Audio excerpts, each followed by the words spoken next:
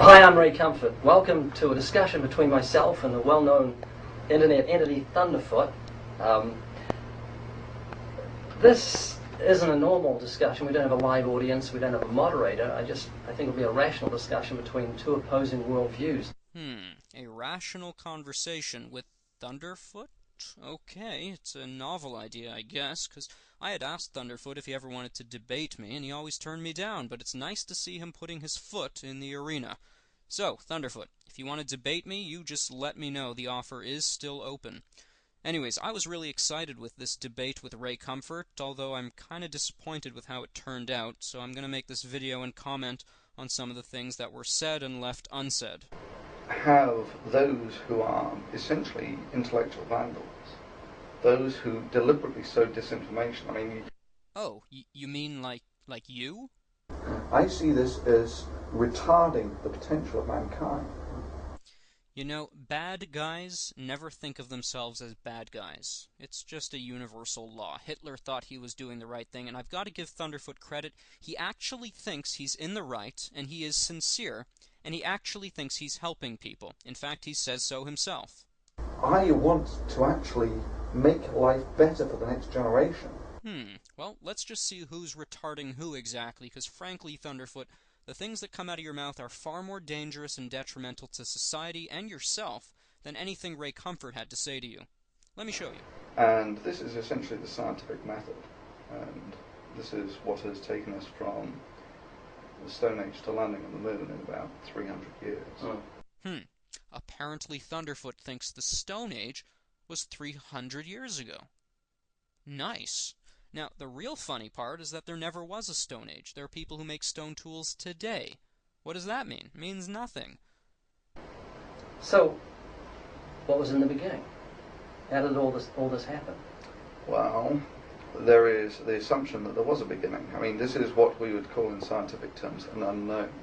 No, Thunderfoot, you're a little bit behind the times. You see, time is the measure of changes in matter. An infinite regression states that if there was an infinite amount of changes prior to this moment, we would never have reached this moment in time, because an infinite is never ending, and if there was a never-ending amount of time before right now, since infinites cannot be traversed, we never would have reached this moment in time. This confirms what the Bible says. First verse, in the beginning, this confirms there was a beginning, God created the heavens and the earth. How do we know that? Because if time had a beginning, so did matter and space. Whatever created matter, time, and space exists without matter, time, and space, which would have the properties of God, being eternal, immaterial, and omnipresent. Without space, without matter, without time. It's pretty simple, but again, you want to talk about retarding. Why don't we just throw up our hands and say, we don't know, when we can know? We just need to think outside your little naturalistic box. Thing that we live in. How did it get here? Well, we live in a universe. The word universe comes from two words, uni, which means singular, and verse, meaning a spoken sentence. Indeed, we do live in a universe. You see, God spoke. He said, let there be, and there was. I'm glad that you would believe that. Don't know. So you don't know how it began, and you don't know if it's eternal. It's unknown. To you.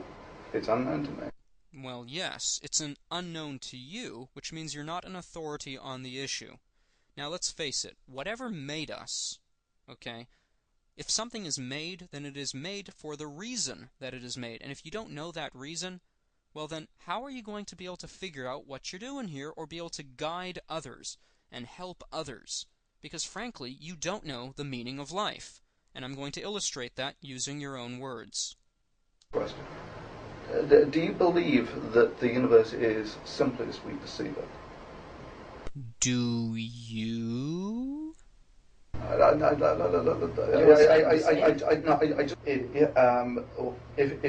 you have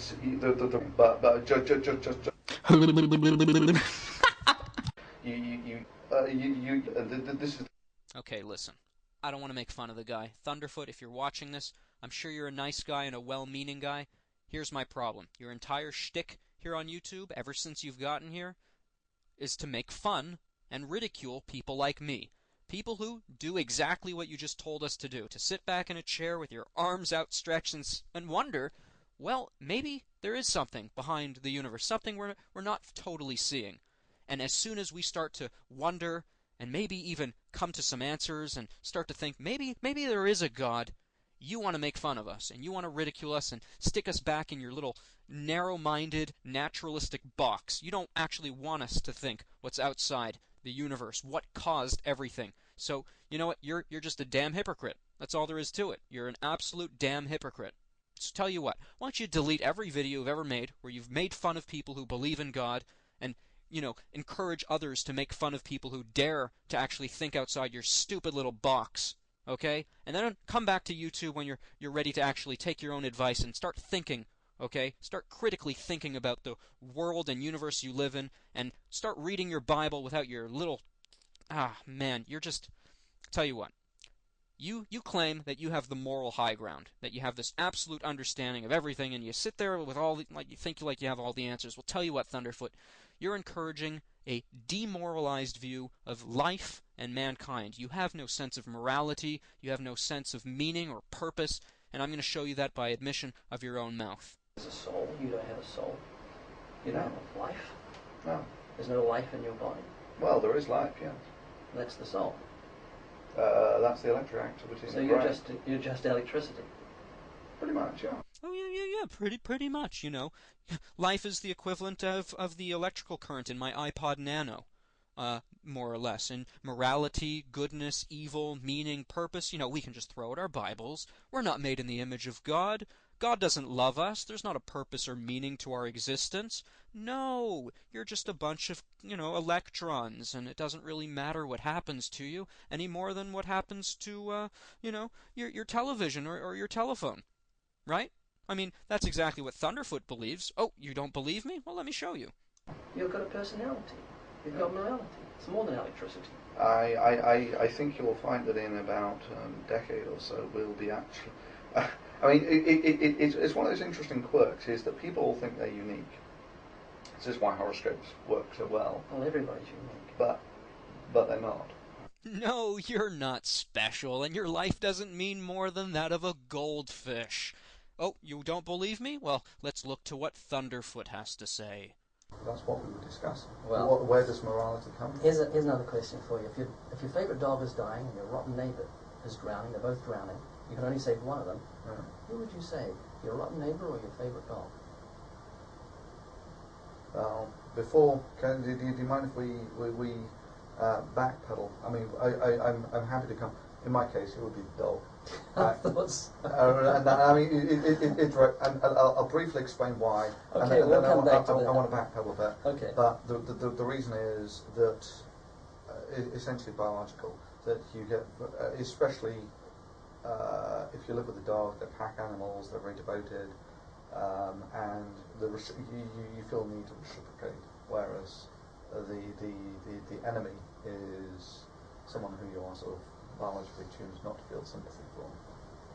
So you just let your neighbour drown and save the dog? What would you do? I'd save the neighbour. Yeah. Well, let's put it another way. There are 6 billion more where they came from. Yeah, he's not laughing because that's funny. He's laughing because you're insane. You're clearly not right. He knows you're not right. You know you're not right. Everyone watching this video knows you're not right. But you have to hold to that position to make yourself comfortable because, let's face it, you're hiding from God. You're hiding from the truth. You know you're going to die one day and give an account. And you really don't like that idea. And a lot of your audience doesn't like that idea. So they look to you as a hero because, you know, you make fun of creationists so very well that they feel comfortable in their little deluded, arrogant, ignorant little naturalistic box, and they refuse to even, you know, consider that you're wrong. And you are wrong. You're very wrong. You're more wrong than anyone else on YouTube.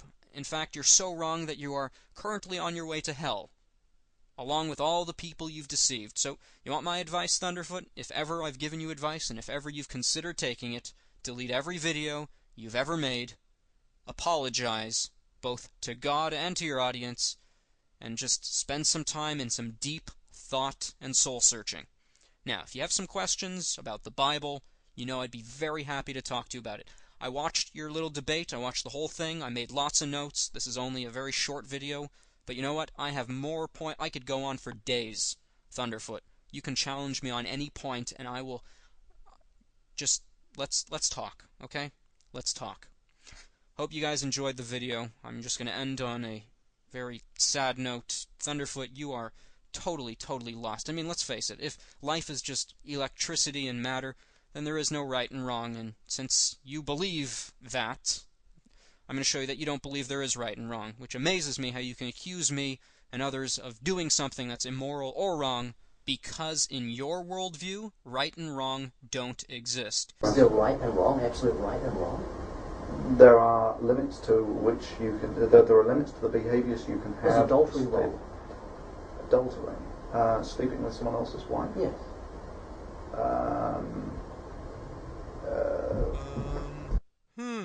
I don't know. Look how confused he looks. Of course it's wrong. Of course it's wrong. He doesn't know the value of life. He doesn't know right from wrong. He doesn't know where we come from. He doesn't know anything.